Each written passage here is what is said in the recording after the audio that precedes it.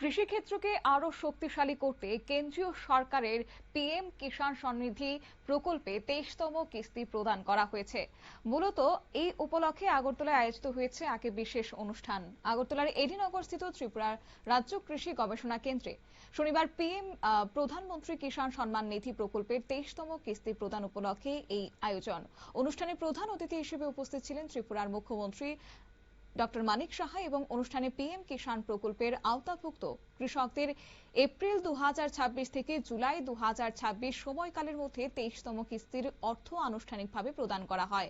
এদিন মুখ্যমন্ত্রী কৃষকদের উদ্দেশ্যে বক্তব্য রাখতে গিয়ে কৃষি উন্নয়ন এবং কৃষকদের আর্থিক সুরক্ষায় কেন্দ্র ও রাজ্য সরকারের বিভিন্ন উদ্যোগের কথা তুলে ধরেছেন। শুনুন ওনার বিস্তারিত বক্তব্য।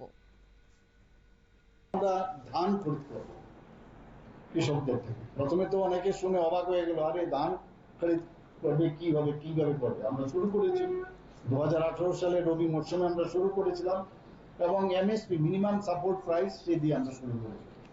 আপনারা শুনে খুশি হবেন যে বর্তমানে ধান ক্রয়ে যে ন্যূনতম এমএসপি সেটা গিয়ে দাঁড়িয়েছে প্রতি কেজিতে 23 টাকা 69 পয়সা। এখন পর্যন্ত মোট 2,61,227 মেট্রিক টন ধান 1,35,356 জন কৃষকদের কাছ থেকে ক্রয় করা হয়েছে। এবং যেটা আমি একটু আগে বললাম, কত টাকা গ্রামীণ এলাকায় যাচ্ছে আপনারা দেখুন। 529,81 লক্ষ টাকা কৃষকদের অ্যাকাউন্টে ডাইরেক্ট ডিবিটির মাধ্যমে সেখানে গেছে। সয়েল হেলথ কার্ডের কথা আমি একটু আগে বললাম, 12টি যে উপাদান রাখা হয়েছে তার উপর ভিত্তি করে সয়েল হেলথ, মাননীয় প্রধানমন্ত্রী বারবার বলছেন কেমিক্যালসের যাতে কম আমরা ব্যবহার করি। এবং এই প্রকল্পে এই যে সয়েল হেলথ কার্ড দেওয়া হলো, তাতে করে এখন পর্যন্ত প্রায় 2,53,165টি সয়েল হেলথ কার্ড বিতরণ করা হয়েছে। আপনারা জানেন যে আগের মতো তো আর। তিনি বলেন যে পিএম কিষাণ প্রকল্প দেশের কোটি কোটি কৃষকদের জীবনে ইতিবাচক পরিবর্তন এনেছে এবং কৃষিকাজে নতুন উদ্দীপনা সৃষ্টি করেছে।